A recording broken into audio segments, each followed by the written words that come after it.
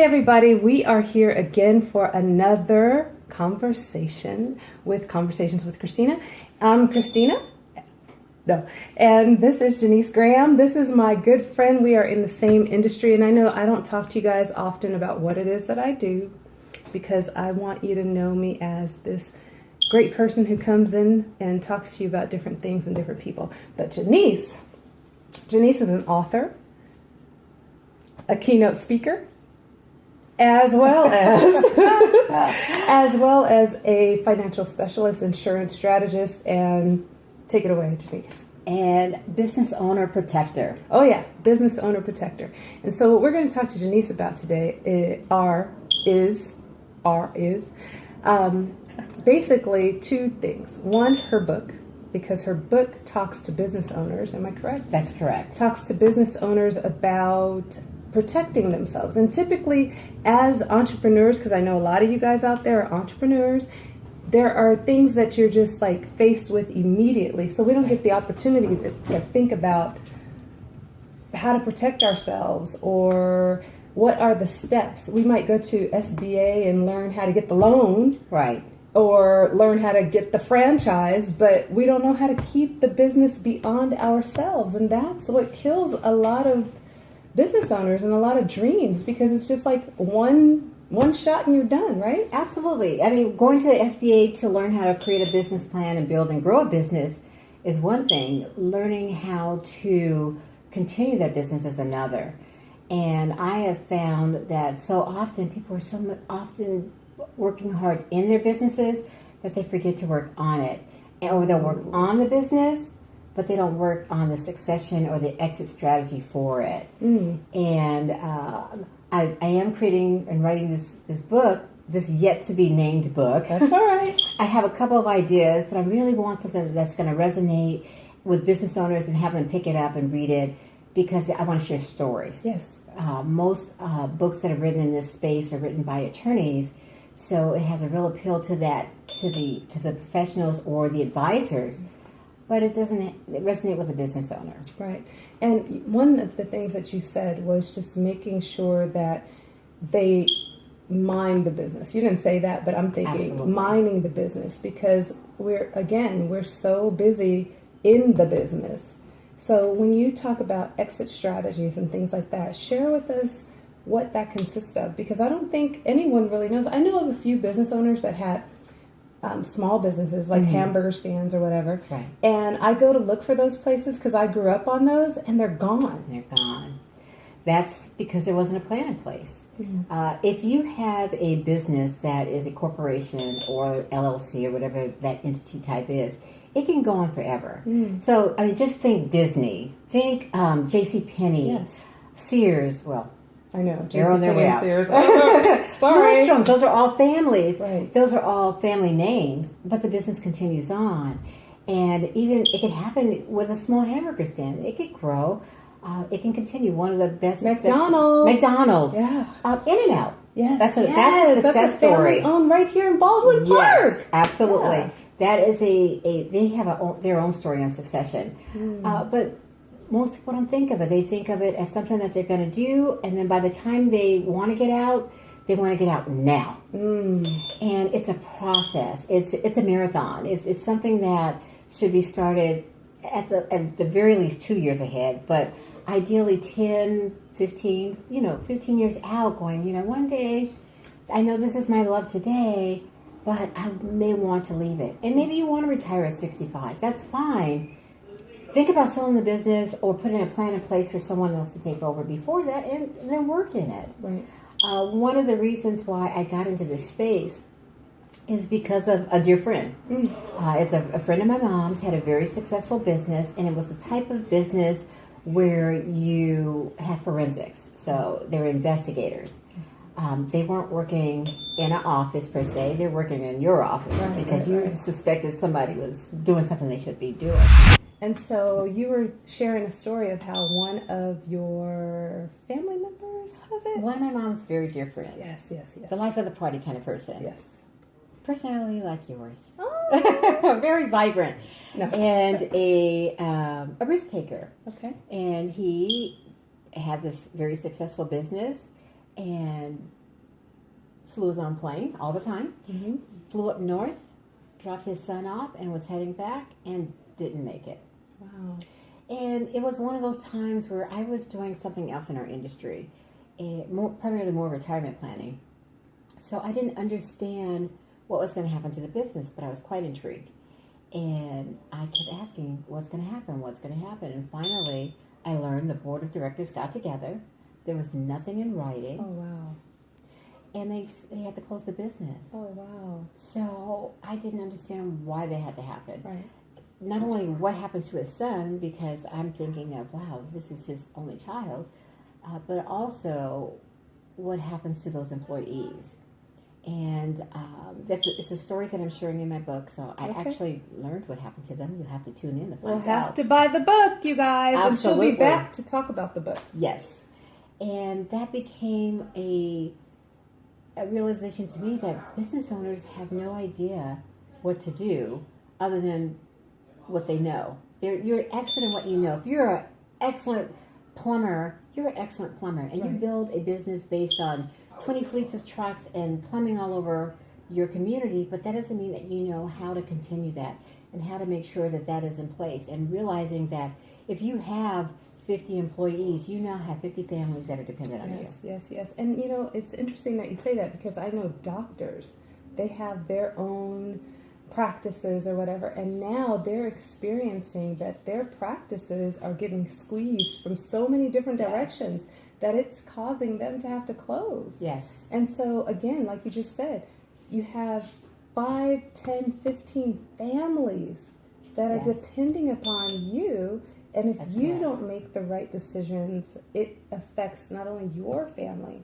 but those families as well. And your community, because those families use grocery stores, they use cleaners, childcare. Right. So it's a ripple effect. Major. Major. And we are at a time now where there are more businesses, especially small businesses, that than there are people to buy them. Wow. So we have these baby boomers with all these businesses in place, and not enough Gen X and Gen Y and whatever Gen's coming up to purchase them. Right. So if that's the case, you want to make sure that if 1 in 5 businesses are sold or in a position to succeed or continue, that it be yours. Yes. And that is my focus. It's like, how do I help business owners protect themselves? And I'll give them the catalyst to understand that you need to surround yourself with advisors that are going to help you continue it at the very least until you retire, so that you can either continue it as a family, or maybe you have an option of having someone in your business that's young and interested, and they want to buy it. And you go, oh, well, Johnny doesn't have the money for it. Well, put a plan in place where Johnny has access to resources 15, 20 years from now, and a vision to continue on. Now, what makes you different? Because I know if you guys are like me, I ask these questions, which is, what makes you and your approach different? Because sometimes we might think, oh, you're like a Charles Schwab guy. And we don't have that kind of money. Right. We're barely scraping by keeping our business open. How are we going to pay you all this money to help us do this, that, and the other? What makes it different to come to you? Well, as an insurance strategist, I am compensated by funding a plan.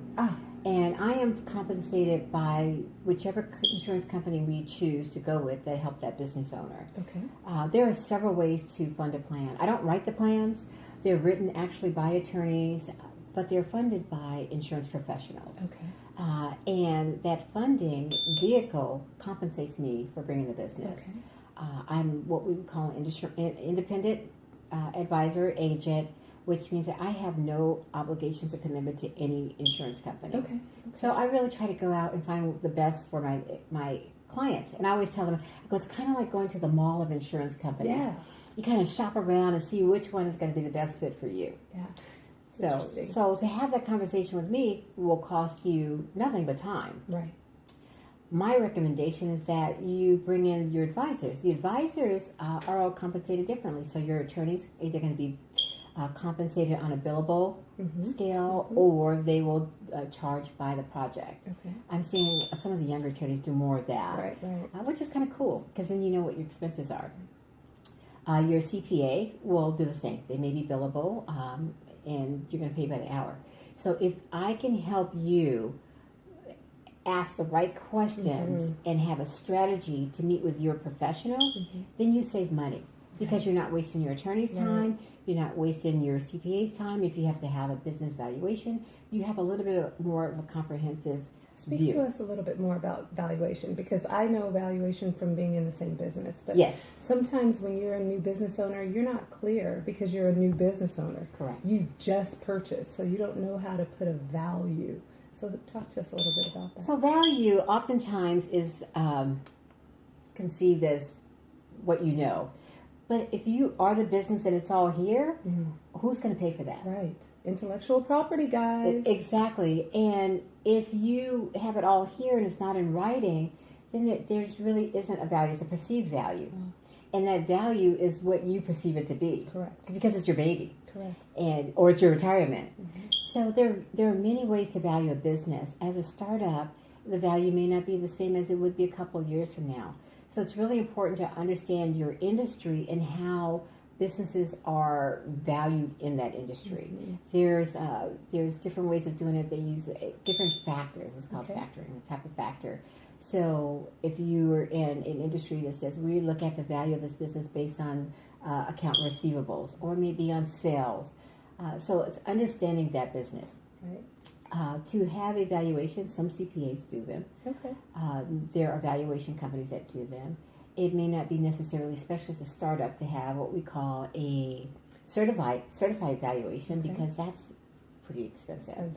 But as you grow and you have a successful business and maybe you have a $20 million business and you have partners, then at that point it may make sense to have something that's more comprehensive.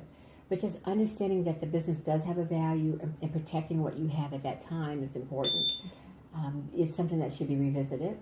Because as you grow, things change. Absolutely. Yeah. And as you revisit it and grow, you protect along the way. Yes, absolutely. Now, who's your target client? I mean, if I'm just starting out, am I your target client or someone who's maybe 4 years in? Who would you say? As a startup, it isn't necessarily my target client.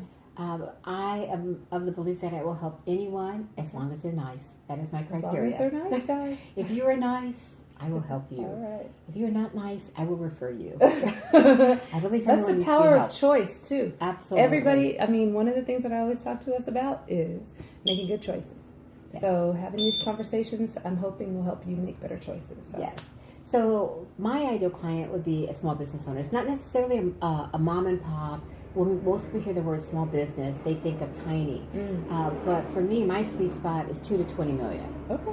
You know, can I help someone at $2 to $20 million is considered a small business, just so you know. Absolutely. And actually, small business, according to the Small Business Administration, is even higher than that. Oh, wow. It is 500 employees or less. Wow. So there's a lot of criteria there. But at that point, once it gets beyond my individual sweet spot or comfort zone at this point, then you just bring in specialists. And I have friends, industry friends, across the nation. Right. So if you have a $50 million, $100 million business, I know people that can help. Sure. You know, it just happens to be a little bit more advanced planning, but it can be done.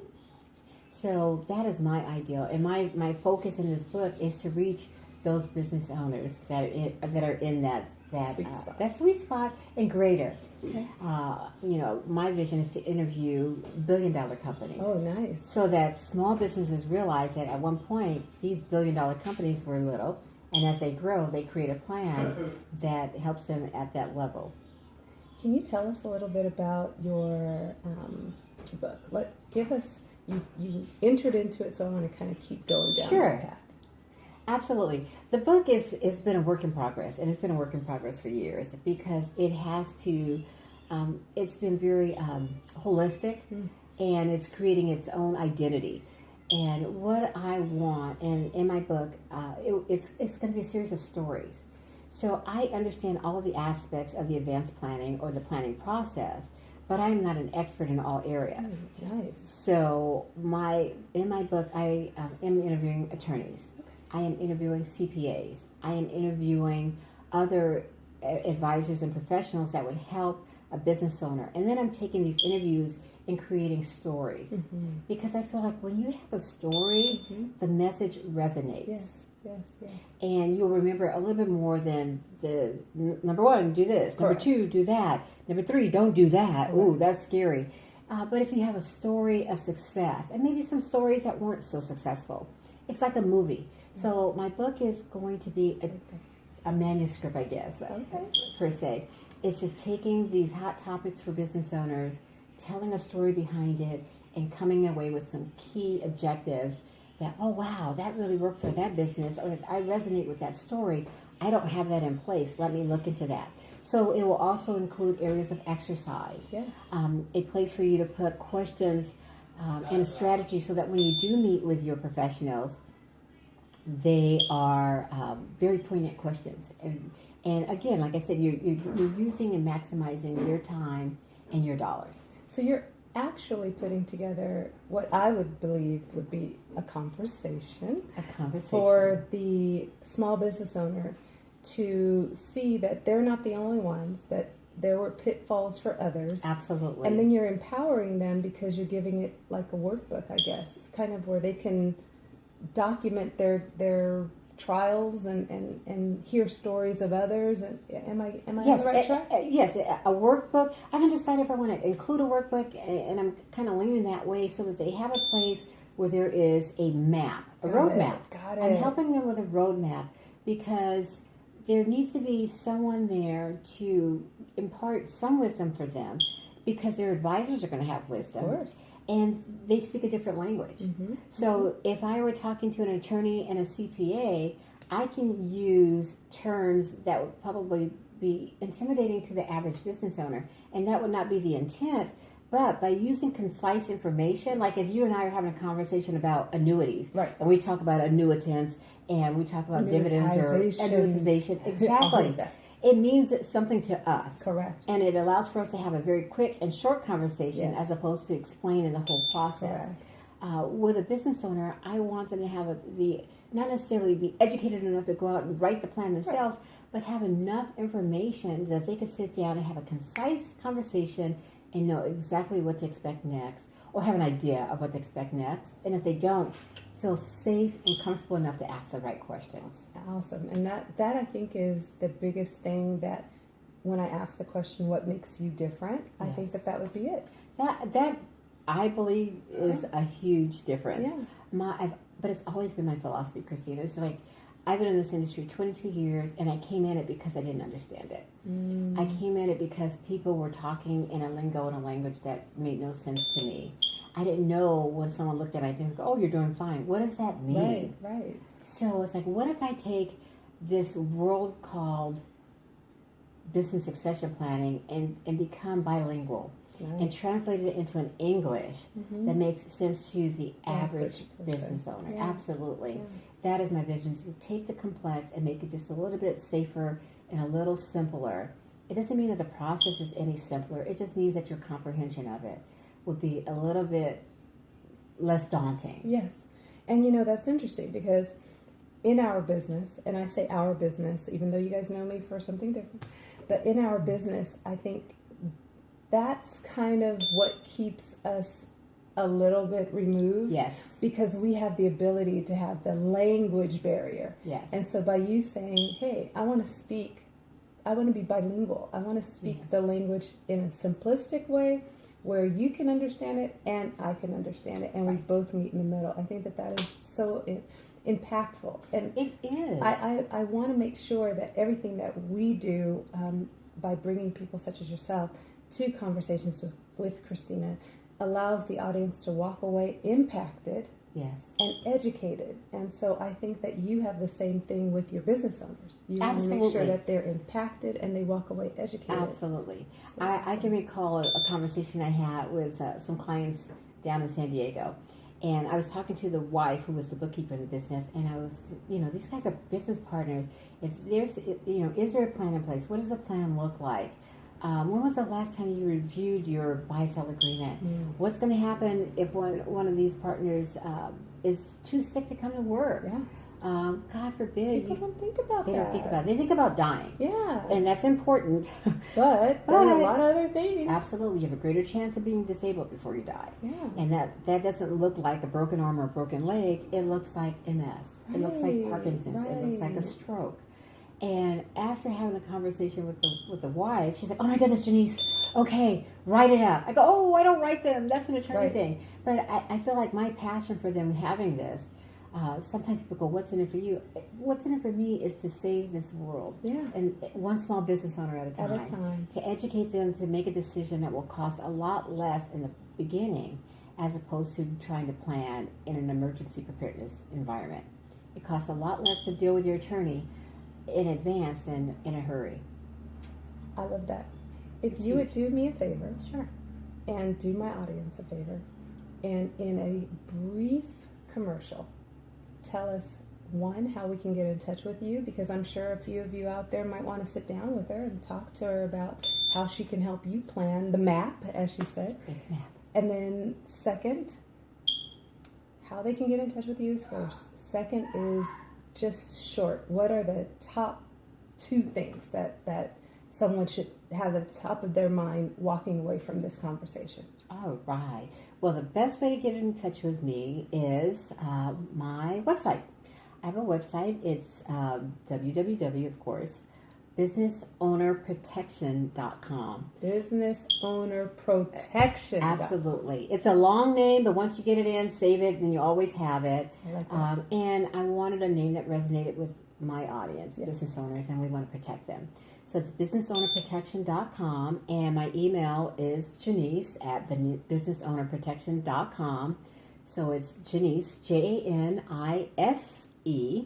If you put Janice, it's going to go somewhere else. Yeah, we'll go to her. That's right. It's Janise at Janise Graham. Janise at businessownerprotection.com.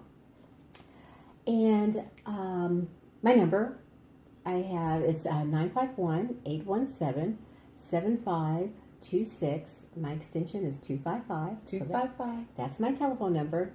Now, the 2 things I think you should walk away or come away with this conversation is to have a conversation. That conversation either needs to be with your key employees and or your family, because it's a tough topic. To realize that we are invincible is a challenge in itself. Huge. So we're not invincible, and the one thing, if anything, just think about having a conversation. If you have a business, what's going to happen to the business if something happens to you? If you think about disability, most business owners don't realize that they can protect themselves with disability. And it may not be state disability because it may not meet their lifestyle, but there are ways to protect themselves. If you feel like you don't need it because you're never going to be disabled, great. Then I want you to take a sheet of paper, put it number 1, 2, and 3, and write down 3 people who will pay your bills. Right. Just in case you're wrong. That's it. I love it.